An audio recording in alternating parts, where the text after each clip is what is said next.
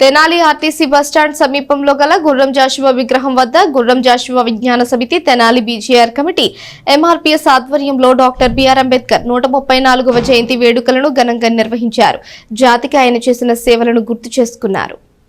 Tenali BJR ఆధ్వర్యంలో పట్టణంలోని పలు చోట్ల డాక్టర్ బిఆర్ అంబేద్కర్ విగ్రహాలకి చిత్రపటాలకి పూలమాలలు వేసి నివాళులు అర్పించారు. తొలుత ఐతనగర్ లింగారావు సెంటర్లో బీజేఆర్ కమిటీ ఆధ్వర్యంలో స్థానిక పెద్దలతో డాక్టర్ బిఆర్ అంబేద్కర్ 134 జయంతి వేడుకలను నిర్వహించారు. తదనంతరం మారిస్పేట బీజేఆర్ కార్యాలయంలో డాక్టర్ అంబేద్కర్ చిత్రపటానికి పూలమాలలు వేసి నివాళులు అర్పించారు. ఈ సందర్భంగా వారు మాట్లాడుతూ భారతదేశానికి డాక్టర్ బిఆర్ అంబేద్కర్ రచించిన రాజ్యాంగమే దిక్సూచి అని వారు అన్నారు. ఈ రాజ్యాంగం వల్ల భారతదేశం నేడు అభివృద్ధి పథంలో పరటిల్లుతోందని వారు పేర్కొన్నారు.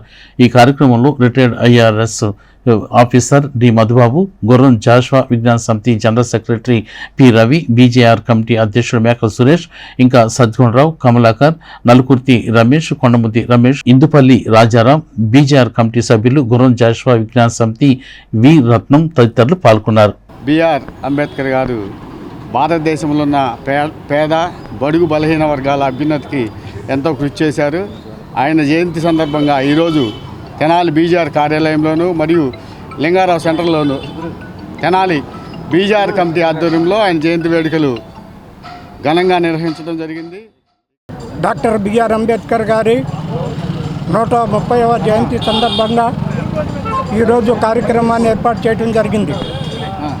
దళితుల్లో కానీ సామాజిక వర్గాలలో వెనుకబడినటువంటి వర్గాలకు మరి రాజ్యాంగంలో పొందుపరిచినటువంటి ఎన్నో సంక్షేమ కార్యక్రమాలని ముందుకు తీసుకుపోవడానికి ప్రణాళికాబద్ధంగా తన రచనలను ముందుకు తీసుకుపోవడమే కాకుండా ఎంతో బలవంగా సమాజంలో ఏళ్ళూరుకున్నటువంటి మనస్తత్వాలను వెలికి తీయటానికి ఎంతో కృషి చేసినటువంటి మహానుభావుడు డాక్టర్ బిఆర్ అంబేద్కర్.